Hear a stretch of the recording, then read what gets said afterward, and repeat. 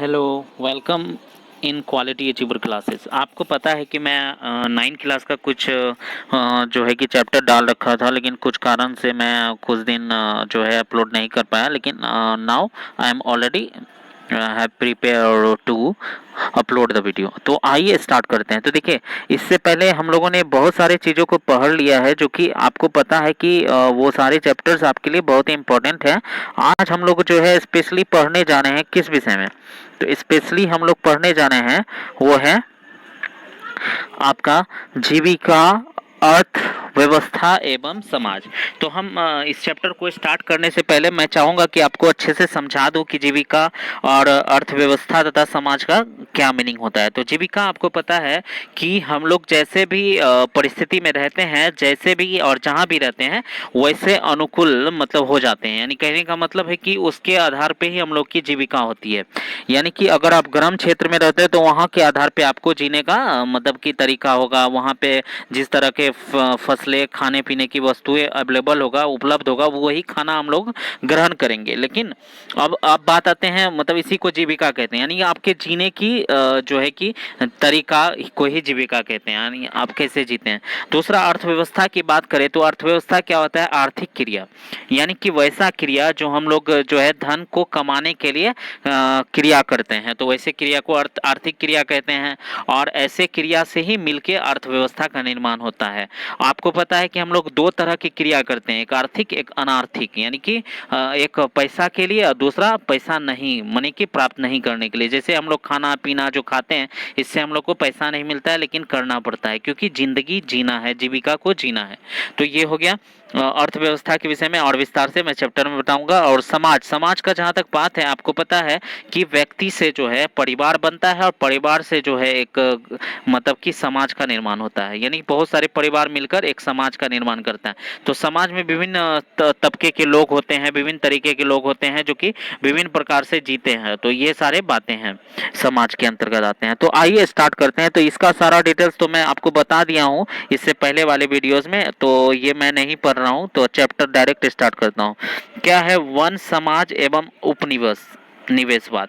तो वन समाज क्या होता है कि वनों के अंतर्गत, यानी वन में रहने वाले लोग जो सामाजिक समाज का निर्माण करते हैं, वैसे वन समाज हो गया। और उपनिवेश क्या होता है कि आपको पता है कि दूसरे के अंतर्गत जो हम लोग जो है कि रहते हैं, यानी कि जैसे मेरे अंतर्गत आप लोग हो, तो आप मेरे उपनिवेश में आते हो। उपनिवेश मतलब क्या हो गया? अधीन, अधीनस्थ। ठीक है।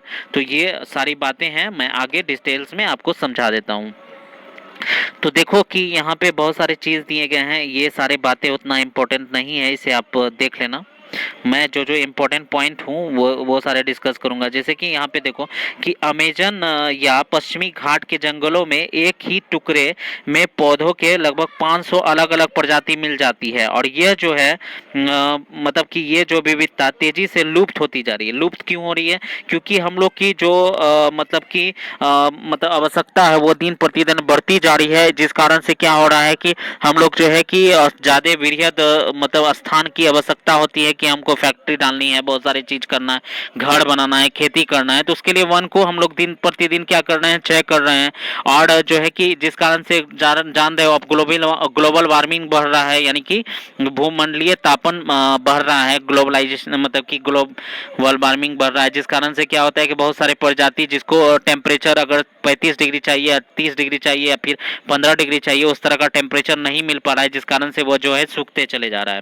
तो औद्योगिकरण का जो ये दौर चल रहा है, तो यहाँ पे क्या हो रहा है कि फ्रेंड्स कि सन 1700 से 1995 के बीच जो है 139 लाख वर्ग किलोमीटर जंगल, यानी दुनिया के कुल क्षेत्रफल का 9.3% भाग जो है औद्योगिक इस्तेमाल में ले लिया गया। तो आपको पता है जब औद्योगिक इस्तेमाल में ले लिया गया तो क्या हुआ? वो खेती बाड़ी करने के लिए ले लिया गया और वो नष्ट हो गया। तो इस तरह से बहुत तरह का परेशानी हम लोग के सामने देखने को मिला। ये आप देख रहे हो किस तरह का जंगल था, लेकिन आज जो है कि उस जंगल का जो है कि मतलब कि नाश होते जा रहा है हम लोग की मतलब की आवश्यकता को पूर्ति करने के लिए। तो दूसरा है वनों का विनाश क्यों होता है। तो मैंने अभी छोटे से बातों में आपको बता दिया कि जैसे जमीन की बढ़ोतरी, वनों का विनाश इसलिए किया जाता है कि लोग जो है अत्यधिक जमीन की प्राप्ति कर ले। देखिए हर साल तो जनसंख्या डेवलप हो रहा है, जनसंख्या वृद्धि जब अगर होगी तो उस जनसंख्या वृद्धि होगी तो उसका क्या है, वो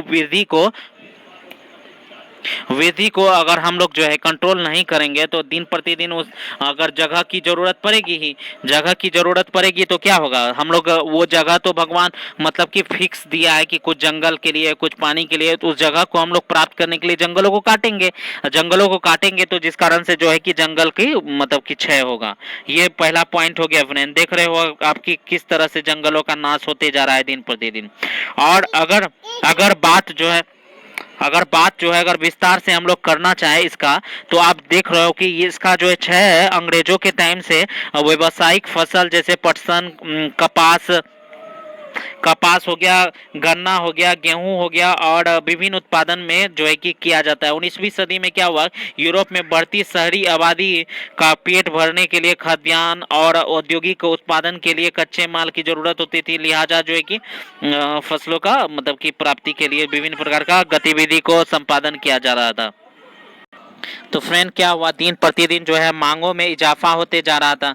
मांग में अगर इजाफा होगा तो आपको पता है कि वो मांग की पूर्ति के लिए जो है विभिन्न प्रकार के जंगलों से मतलब जंगलों का क्या हुआ कि फिर उपनिवेश क्या, जंगलों की कटाई की, फिर मतलब कि फसलों आदि का मतलब कि फसल लगाने लगे। उसके हिसाब से क्या हुआ, इस व्यर्थ के बियावन बियावन पर खेती करके जो है राजस्व में कृषि के उत्पादों को पैदा किया जा सकता था। इसके तहत जो है राज्यों की आय में बढ़ोतरी की जा सकती थी। यही वजह था कि 1980 से 1920 के बीच जो है खेती योग्य जमीन का क्षेत्रफल 67 लाख हेक्टेयर से बढ़त होगी। तो बढ़त कहाँ से हुई, आपको पता है जंगल आदि को नष्ट करके हुई।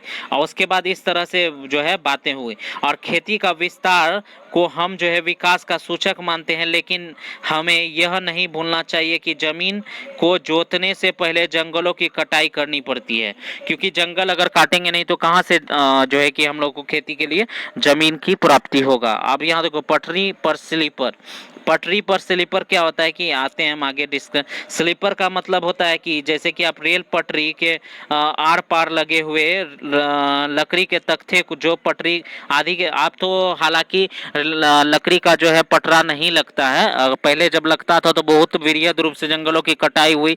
अभी आप देखोगे कि वैसे लकड़ी जो उसमें यूज किया जाता था वैसा लकड़ी का बहुत कमी हो गया है। लेकिन अभी जो है आपको पता है कि अभी सीमेंट आदि से बनाया जाता है, तो इसलिए वनों पे कम आश्रित है।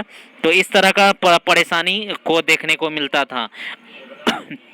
ये स्पेशली कब हुआ था, ये 19वीं सदी में हुआ था जब अंग्रेज आए थे। तो जंगल मतलब आपको पता है रेलवे का आविष्कार किया गया था। तो रेल जब आया तो 1820 के दशक में क्या हो गया कि वनों में मतलब किस तरह की कटाई मतलब बहुत ज़्यादा हो गया। भारतीय रेल में जो है कि यहाँ पे दिया हुआ है कि यहाँ पे देख रहे हो आप कि 1 मील के रेल की पटरी में लगाए गए 1960 से 2000 स्लीपरों की आवश्यकता होती थी। 1 मील मतलब 1800 के आसपास होता है मीटर लगभग। तो इतना मीटर में कितना 1700, यानी लगभग 1-1 मीटर की दूरी पर एक स्लीपर मतलब कि एक पटरी का यूज किया जाता था। तो इसलिए इतना मतलब यूज होता है। आपको पता है कि लगभग 1 से 1.5 मीटर की लंबाई होती है किसकी, वो जो उसके अंदर में जो पटरी पार्ट का यूज किया जाता है, तो पटरी का स्लीपर का यूज किया जाता था। उसके लिए आप समझ लो कि एक इतना 1.5 मीटर का एक ट्री अगर 5 मीटर का हुआ तो एक ट्री से 5 निकला। तो इस तरह से बहुत सारे ट्री को कट करके प्राप्त किया जाता था। तो आपको पता चल गया होगा। तो और देखो यहाँ पे दिया हुआ है कि भारतीय रेल, इस पॉइंट को अच्छे से पढ़ते हैं। तो भारत में रेल लाइन का जाल 1860 के दशक में तेजी से बढ़ा, क्योंकि आपको पता है कि 1853 में भारतीय रेलवे की स्थापना हुई थी। इसके बाद ही भारत में जो है वृहद रूप से रेलवे की विस्तार हुई थी। ठीक है। उसके बाद जो आप देखो इस रेल की लंबाई जो है 7,65,000 किलोमीटर तक बढ़ चुकी थी। तो आप समझ लो कितना ज्यादा जो है कि वृहद रूप से इस वनों की में लकड़ियों की आवश्यकता हुई होगी वनों से। तो यहाँ पे देखो प्रेसिडेंसी ने क्या किया, 1850 के दशक में जो है प्रति वर्ष जो है 35,000 पेड़ के स्लीपरों के लिए काटे जाते थे। प्रति वर्ष इतने सारे पेड़ों की कटाई होती थी। तो आप समझ लो कितना ज्यादा परेशानी हो रही होगी, कितना ज्यादा वनों की नष्ट किया जा रहा होगा। तो इस तरह से जो है कि विभिन्न प्रकार का परेशानी देखने को मिलता था। आप देखो बागवान पे अगर बात करते हैं तो बागवानी, आपको पता है कि बागवानी में आपको चाय कॉफ़ी आदि के लिए, रबर के लिए बहुत ज़्यादा मांग होता है अभी भी इस समय में, तो इसे बागवानी कहा जाता है। तो इस तरह के उत्पादों के लिए क्या किया गया कि बृहद रूप से जंगलों का भी नष्ट किया गया, जंगलों को काट करके कॉफ़ी चाय आदि लगाए। व्यावसायिक तौर पर इसकी ज़रूरत उतनी नहीं है, लेकिन व्यवसाय करने के लिए, धंधा के लिए, काम के लिए इसकी ज़रूरत है।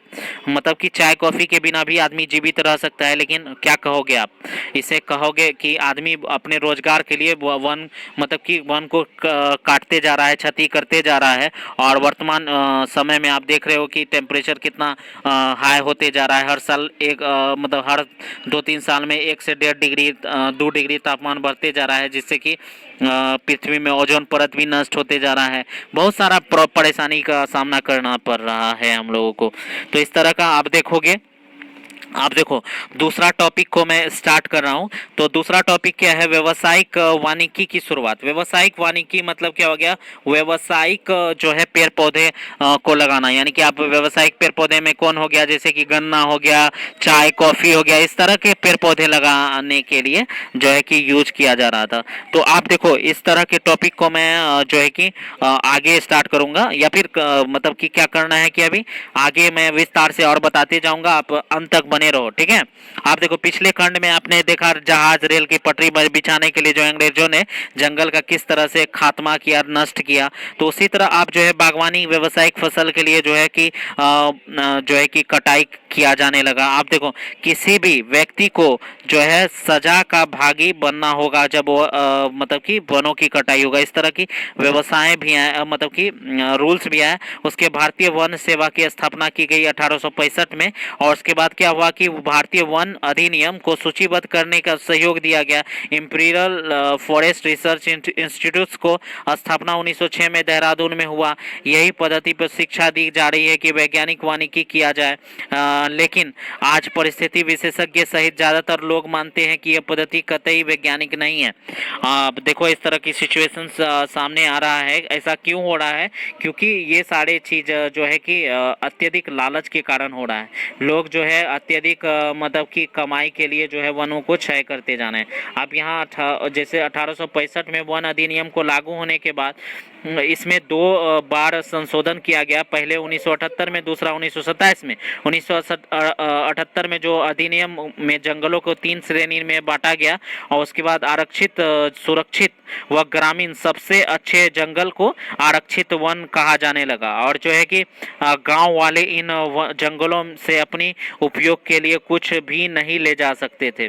वे घर बनाने व ईंधन के लिए केवल सुरक्षित या ग्रामीण वनों का ही लकड़ी इकट्ठा कर सकते थे। आप समझ लो कि इस तरह की बातें सामने निकल के आई। लोगों का जीवन कैसे प्रभावित हुआ, कैसे इस तरह के फैसले से लोगों का जीवन प्रभावित हुआ, उसके विषय में जानते हैं। आपको पता है कि एक अच्छा जंगल कैसा होना चाहिए, और वन पालकों के द्वारा ग्रामीण विचार बहुत अलग थे। और जहां एक तरफ जंगल ग्रामीण जो है अपनी अलग अलग जरूरतों के लिए वनों पर आश्रित थे, उसी तरह से जो है कि मतलब जैसे ईंधन आदि के लिए आश्रित थे, तो उस तरह क्या हुआ कि वहीं वन विभाग जो है को ऐसे पेड़ों की जरूरत थी जो जहाज और रेलवे के लिए इमारती लकड़ी मुहैया करा। ऐसे लकड़ी जो सख्त, लंबी और सीधी होती थी, इसलिए जो है सागौन और साल जैसे प्रजाति को प्रोत्साहित किया जाता था। उसके बाद जो है मतलब वानिकी में, व्यावसायिक वानिकी में इस सारे मतलब कि पेड़ों को जो है प्रोत्साहित किया जाता था। वन के इलाकों में लोग कंद, मूल, फल, पत्ते आदि जो है वन उत्पादों का विभिन्न मतलब जरूरतों के लिए उपयोग करते थे। फल और कंद, यानी फल मतलब तो जान ही रहे हो, कंद मतलब वही शकरकंद आदि सब आता है, विभिन्न प्रकार के खाने वाले फल आते हैं, उस तरह के चीज़ों को प्राप्त करते थे। विशेषकर मानसून के दौरान जब फसल कट जाती थी तो घर ना आई हो, फसल कट कर घर नहीं आई हो, तब तक वो जो कि उसके बाद क्या करता था, वो जड़ी बूटी का इस्तेमाल करते थे। लकड़ी का उपयोग हल जैसे खेती के लिए जो है औजार बनाने के लिए करते थे। इस तरह के बड़े बड़े किस्म के मतलब उन्होंने प्रयोग किया। और उसके बाद जो है कि क्या है, पत्तों को जोड़ जोड़ कर वह जो है खाओ फेंको किस्म के पत्तल आदि बनाते थे। तो वन जो है अधिनियम के चलते देश भर में गांव वाले की मुश्किल बढ़ गई। इस मतलब कि इस कानून के बाद जो है घर के लिए लकड़ी काटना, पशु चराना इत्यादि जो है रोजमर्रा की मतलब गतिविधि पर कानून बन गया, तो जिस कारण से उन लोगों को बहुत ज़्यादा दिक्कत हुआ। ठीक है, वनों के नियमन से खेती कैसे प्रभावित हुआ। आप देखो, मैं ये बताऊंगा किस तरह से इस तरह की समस्या उत्पन्न हुई। अंत तक आप बने रहो। देखो, मतलब कि वनों के नियमन किस तरह से जो प्रभावित किया, इसके विषय में मैं बता रहा हूँ आपको।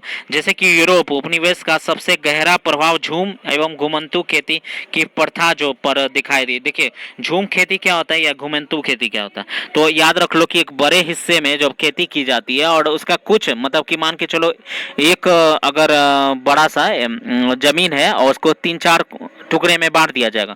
एक टुकड़े में पहले खेती किया जाता है, उस खेती में उसका जब उर्वरकता क्षमता घट जाती है तो दूसरे टुकड़े में किया जाता है। इस तरह से वनों को साफ कर करके खेती किया जाता है। तो इस तरह की खेती का जो है कि मतलब प्रथा शुरू हुई। और फिर क्या हुआ कि एशिया, अफ्रीका और दक्षिण अमेरिका में अनेक भागों में खेती के इस परंपरा का तरीका देखा गया। अभी भी आप देखोगे कि भारत के विभिन्न हिस्सों में, विश्व के विभिन्न हिस्सों में इस तरह की प्रथाएं आपको विभिन्न नामों से दिखाई देगी, जो कि आप अगर आप विस्तृत जानकारी चाहते हो तो 10 क्लास का ज्योग्राफी आप पढ़ोगे तो उसमें जो है कि भूमि संसाधन इस तरह से का एक चैप्टर है, उसे आप अच्छे से पढ़ोगे तो डेफिनेटली आप विभिन्न प्रकार की जानकारी को अच्छे ढंग से प्राप्त कर पाओगे। अब घुमंतू कृषि का जंगल के कुछ भागों में बारी बारी से काटा जाता है, तो इसे मैं बता ही दिया आपको। यूरोपीय वन रक्षक क्या होता है, नजर का यह तरीका जंगलों के नुकसानदेह था। उन्होंने महसूस किया कि जहां कुछ एक सालों में अंतर पर खेती की जाती जाहिर रही है, वही जमीन पर रेलवे की इमारती मतलब लकड़ी वाले पेड़ नहीं उगाए। ठीक है, इस तरह का बातें देखने को मिला। आप देखिए, शिकार की आज़ादी किसे थी, तो शिकार की आज़ादी की जंगली संबंधी कानून वनवासियों के जीवन पर एक और तरह का प्रभावित किया। वे जो है कानून से पहले जो है जंगलों में या तो उससे आसपास रहने वाले बहुत सारे लोग जो है हिरण, तीतर आदि को मारकर जीवन यापन करते थे, अवैध शिकार करते थे। तो जहाँ पे एक तरफ जो है कानून लोगों को शिकार की परंपरा अधिकतर वंचित किया, वहीं बड़े जानवरों के आखेटक एक खेल बन के रह गया। मतलब इस तरह की समस्या उत्पन्न हुई, जो कि आप जानते हो। आखेटक क्या होता है, जो भोजनों को जमा करता है। तो इस तरह की बातें। अब नए व्यापार एवं रोजगार देखो, यहाँ पे एक रिपोर्ट दिया है 1875 से। कहाँ पे, यहाँ पे एक रिपोर्ट दिया है, इसे मैं पढ़ देता हूँ। 1875 से 1925 के बीच जो है इनाम के लालच में जो है 8,000 से ज्यादा बाघ और जो है 80,000 से ज्यादा बाघ और 1.5 लाख से ज्यादा तेंदुआ और 2,000 भेड़ मार गिराए गए। देखिए, तभी के समय में इतना सारा बाघ था। अभी तो आप जान रहे हो कि मात्र एक भारत एक ऐसा देश है जहाँ पे बाघों की विभिन्न प्रजाति और ज्यादा संख्या में अवेलेबल है। इस तरह की समस्या। उसके बाद देखो, बाघ के शिकार के लिए एक जो है मतलब कि एक खेल जो है ट्रॉफी के रूप में देखा जाता था। अब जो है कि इस तरह की समस्या मतलब जानवरों की विभिन्न प्रजाति को सुरक्षित होना चाहिए, ना कि उसको मार दिया जाना चाहिए। तो इस तरह की समस्या हुई। नए व्यापार, नए रोजगार के लिए नई सेवाएं, ये सारी बातें जो है निकल कर सामने आई। क्या है, जैसे कि जंगलों में आप देख लो, यहाँ पे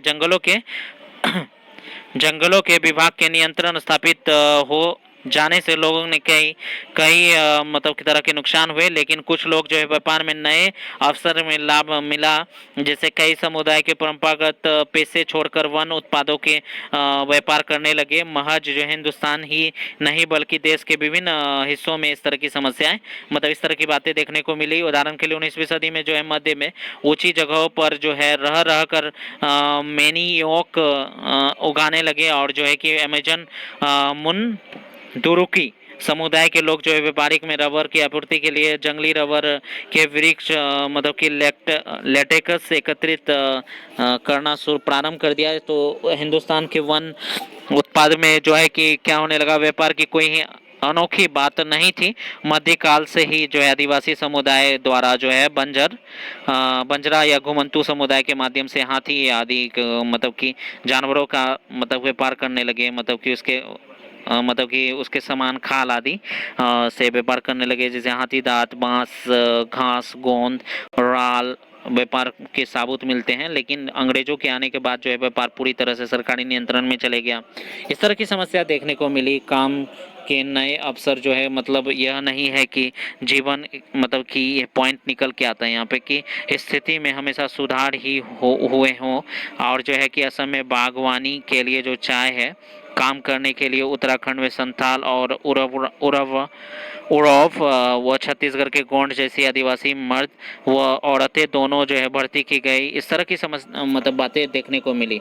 तो आई थिंक कि फ्रेंड आपको यहाँ से बहुत सारी चीज़ सीखने को मिला होगा, और इसके कुछ और भी भाग हैं जो कि मैं आगे डिस्कस करूँगा, क्योंकि एक ही साथ बहुत बड़ा वीडियो हो जाएगा। तो आई थिंक कि आपको अच्छा लगा तो सो आप इस चैनल को सब्सक्राइब, लाइक, कमेंट करें और अपने अधिक से अधिक मित्रों तक शेयर करें ताकि मेरे चैनल को आगे बढ़ाया जा सके। Okay friends, that's all, thank you.